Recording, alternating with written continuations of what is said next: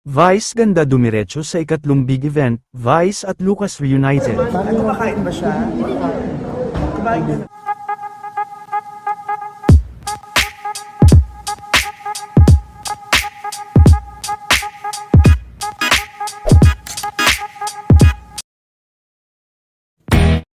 Sunod-sunod at tatlong malalaking mga event nga ang dinaluhan ni Vice ganda kahapon, dahil matapos nitong maging guest speaker sa isang graduation, ay sumunod naman ang grand reveal at movie alert ng kanilang bagong movie ni Bossing Vake. Kasunod nga nito ay tumanggap naman ng award si Mim Vice at reunited din ito sa kanyang anak-anakan na si Lucas. Ladies unable to join us this evening, on behalf of the ladies, we extend our warmest congratulations and we can accept the Golden Scroll on your behalf. Bago pa magsimula ang event ay niregaluhan din ni Vice si Lucas.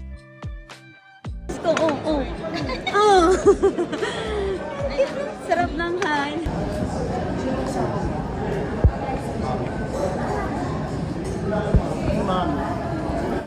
Yay! Hindi ko na nabalot. Mami, bibili kayo si ate. Bibili ko. Birthday gift. Off mo yun. Gusto siya kumain.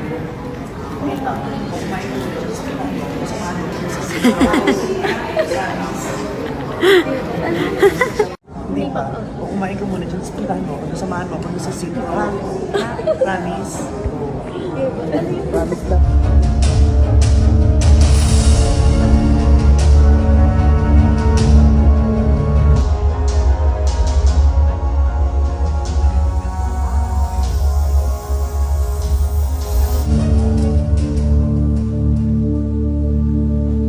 Magandang gabi mo sa inyong lahat. Magandang gabi mo sa inyong lahat. Nagpapasalamat po ako sa Eddies, sa lahat ng bumubuo ng Eddies para sa pagbibigay sa akin muli ng parangal na ito.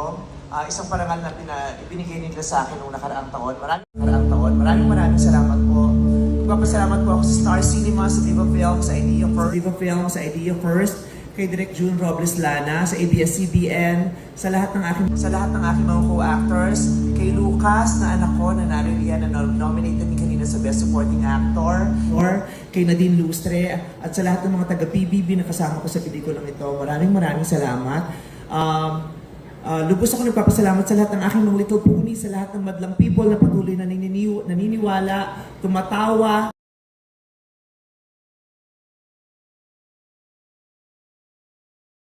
Noong nakaraang taon, nabigyan ulit ako ng pagkakataon na makapagbigay ng iba pang lasa bukod sa komedya sa pamamagitan ng kwentong idinirihen ni Direk June Lana. Maraming salamat din po. Sa Metro Manila Film Festival, maraming salamat dahil binigyan niyo ako ng pagkakataon at ng plataforma na makapagbigay ng kwento, pangkaraniwang kwento ng mga tulad ko na nasa LGBTQIA+ community.